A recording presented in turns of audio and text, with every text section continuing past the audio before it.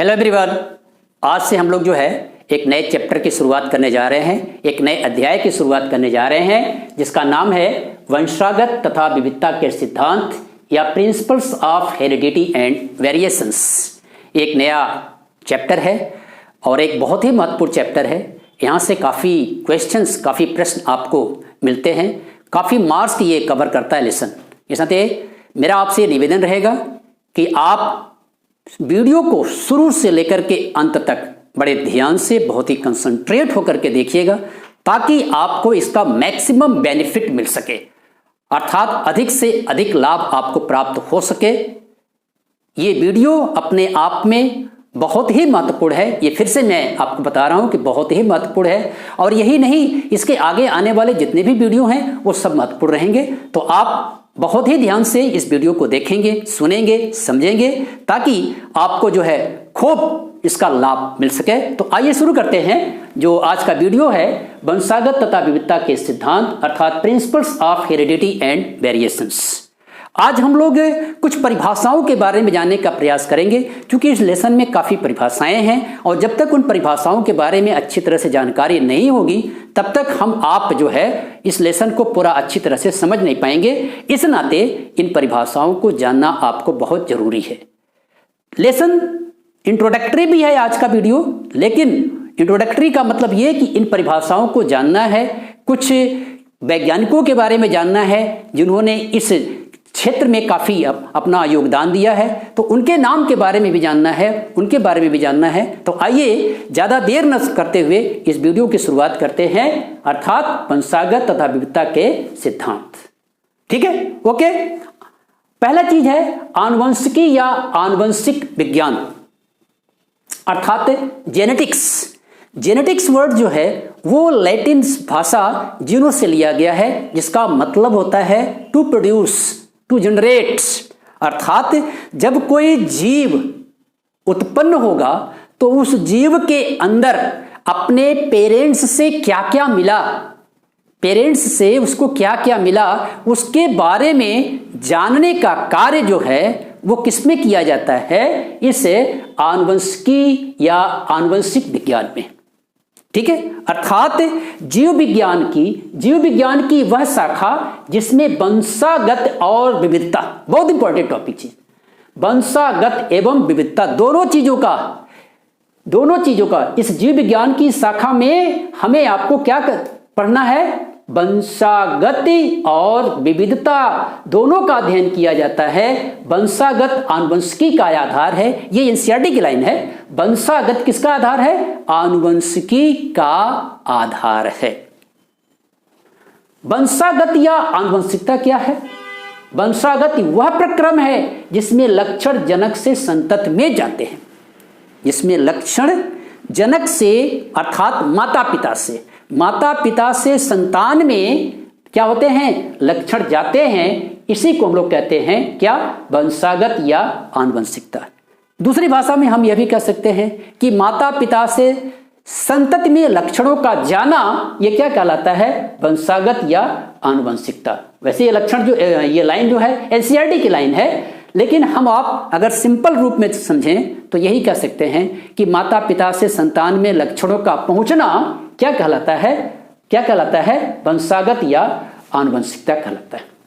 ठीक है, दूसरी जो परिभाषा है वो बहुत ही महत्वपूर्ण है, वो है विविधता या वेरिएशंस।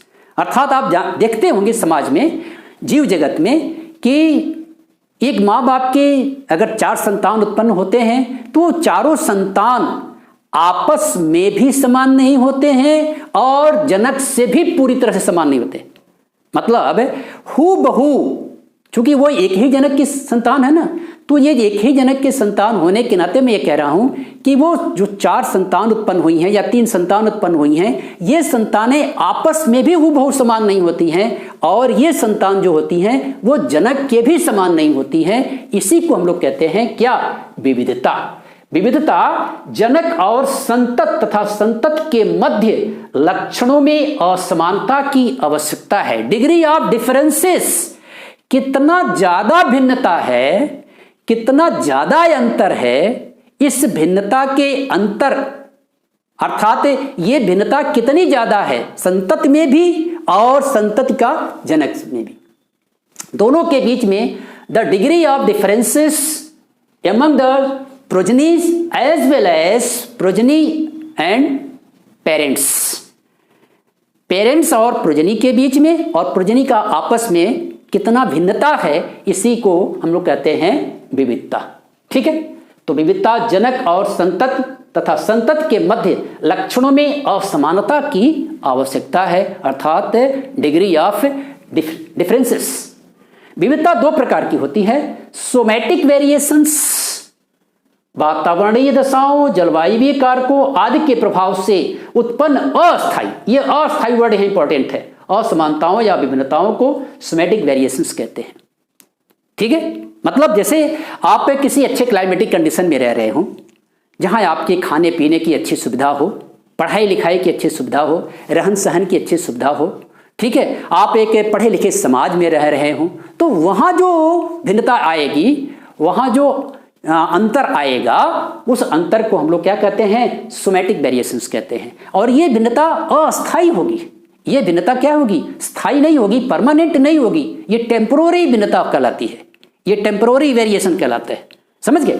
और जो दूसरी भिन्नता होती है जर्मिनल वेरिएशंस, अर्थात जीन की संरचना में अगर कोई फर्क आ जाता है, जीन की संरचना में कोई अंतर आ जाता है किसी कारणवश, तो उसको हम लोग कहते हैं जर्मिनल वेरिएशंस। क्या कहते हैं, जर्मिनल वेरिएशंस। जीन संरचनाओं में अंतर के कारण उत्पन्न होने वाली असमानताएं या विभिन्नताएं जर्मिनल वेरिएशंस कहलाती हैं।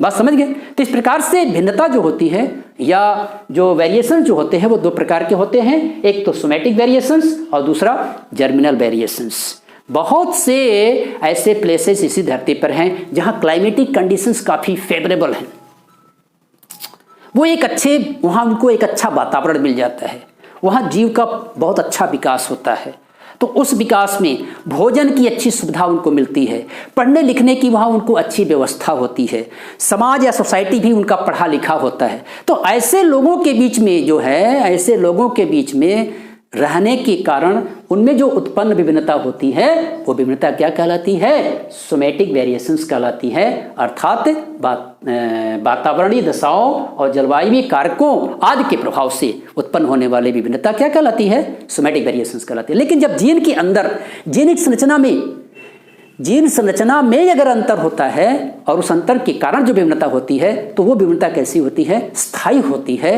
और क्या होती है, वो एक पीढ़ी से दूसरी पीढ़ी में वो ट्रांसमिट होती है। लेकिन ये विभिन्नता जो होती है वो अस्थायी होती है।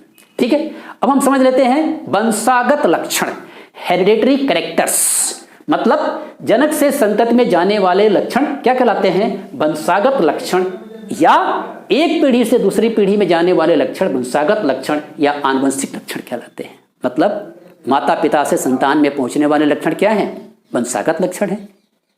माता पिता या जनक भी कह सकते हैं आप, तो जनक से प्रोजनी में या संतति में जाने वाले लक्षण क्या कहलाते हैं, वंशागत लक्षण कहलाते हैं। ठीक है, एक पीढ़ी से दूसरी पीढ़ी, यानी जनक एक पीढ़ी है और अगली पीढ़ी संतति उसकी है, तो एक पीढ़ी से दूसरी पीढ़ी में जाने वाले लक्षण को हम लोग क्या कह सकते हैं, वंशागत लक्षण कहते हैं। साथ ही साथ हम यहाँ एक चीज और जानना चाहेंगे, ट्रेट एक वर्ड है, ट्रेट्स, विशेषक, आनुवंशिक विशेषक इसको कहते हैं।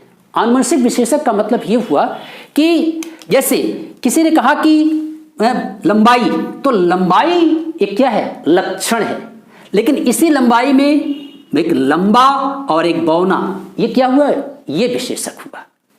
लंबा और बौना क्या है, ये विशेषक हुआ। क्लियर है। फूल का रंग क्या है, ये लक्षण है। और फूल के कितने रंग हैं, तो कोई कह रहा है कि नहीं वायलेट है, कोई कह रहा नहीं व्हाइट है, तो ये क्या है, इसका विशेषक है। ठीक है, फूल की स्थिति, फूल की स्थिति अर्थात फूल की स्थिति उसका क्या है, क्या है, उसका लक्षण है, आनुवंशिक लक्षण है। लेकिन फूल जो है वो टिप पर है या फूल जो है वो क्या है, कक्षस्थ है। तो ये इसके दोनों क्या है, इसके ट्रेट्स हैं, विशेषक हैं। समझ गए ना। फली आपने लिया है, फली, तो फली में फली का आकार बिल्कुल फूला हुआ है, और एक आपने लिया हुआ है फली, तो उसमें जो है वो सिकुड़ा हुआ है, ठीक है, इसमें क्या है, सिकुड़ाव है।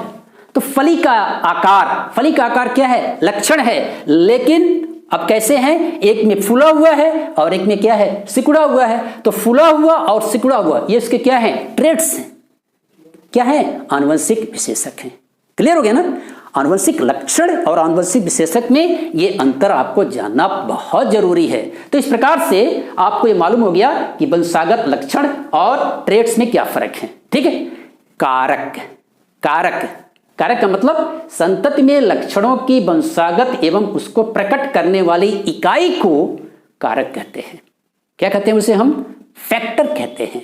क्योंकि जीन शब्द का और जीन का अभी तो आविष्कार हुआ नहीं, इस नाते अभी हम कारक ही पढ़ेंगे। आगे जब हम उसकी मॉडर्न जेनेटिक्स आएगी तो मॉडर्न जेनेटिक्स में तो हम मॉलिक्यूलर बायोलॉजी में डीएनए का प्रयोग तो करेंगे, जीन का प्रयोग तो हम करेंगे, लेकिन फिलहाल हम यहाँ फैक्टर शब्द ही इस्तेमाल करेंगे कि संतति में लक्षणों की वंशागत एवं उसके प्रकट करने वाली इकाई को, जो इकाई लक्षण को प्रकट कर रही है, जो इकाई लक्षण को क्या कर रही है, प्रकट कर रही है, और साथ साथ वही तो लेके जा रही है, वो कारक उसमें जा रहा है, उसी के कारण तो अगली पीढ़ी में लक्षण प्रकट हो रहा है।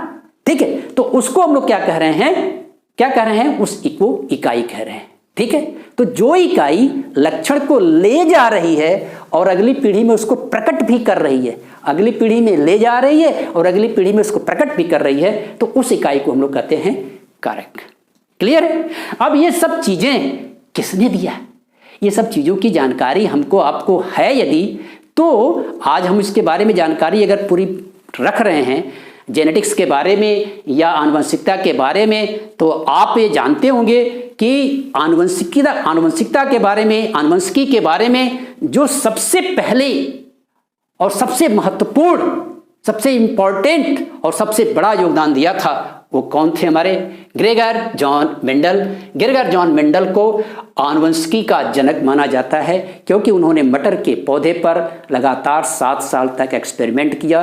पाइसम सटाइवम पर उन्होंने 7 साल तक एक्सपेरिमेंट करने के बाद उन्होंने क्या किया था, आनुवंशिकी के 3 नियम दिए थे। इस नाते उन्हें हम क्या कहते हैं, फादर ऑफ जेनेटिक्स या आनुवंशिकी के जनक कहते हैं।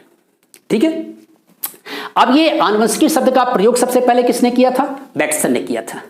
आनुवंशिकी शब्द का प्रयोग सबसे पहले किसने किया, बैटसन ने किया। प्रायोगिक आनुवंशिकी के जनक कौन कहलाते हैं, TH Morgan. Very very important topic है ये, मतलब साइंटिस्ट हैं और यहां से आपको काफी क्वेश्चंस मिलते हैं। साथ ही साथ मानव आनुवंशिकी के जनक ए गैरार्ड। ये दोनों चीजें, टीएच मॉर्गन का भी नाम जो है वो काफी इनके साथ काफी एक्सपेरिमेंट जुड़े हुए हैं, काफी इनके साथ रिसर्च जुड़े हुए हैं, तो इनको भी हम काफी अभी आगे हम पढ़ेंगे इनके बारे में। साथ ही साथ मानव आनुवंशिकी के जनक ए गैरार्ड, यानी ह्यूमन जेनेटिक्स, ह्यूमन खुद मनुष्य के बारे में उन्होंने काफी अध्ययन किया था और काफी कुछ जानकारी उन्होंने दी थी, तो उनको हम कहते हैं ए गैरार्ड। और साथ ही साथ जिन शब्द का जो सबसे पहला प्रयोग किया था, किसने किया था, जॉनसन ने किया था। तो ये आज की वीडियो में कुछ शब्दावलियों का प्रयोग हमने किया। अगले वीडियो में भी हम कुछ शब्दावलियों का प्रयोग करेंगे जो काफ़ी समझने लायक है, जो काफ़ी थोड़ा सा टाइम भी लेगा, तो मैं उसको अगले वीडियो में काफ़ी अच्छे ढंग से एक्सप्लेन करूंगा। आप उस वीडियो का इंतजार करिए और इस वीडियो को खूब ध्यान से देखिए। धन्यवाद।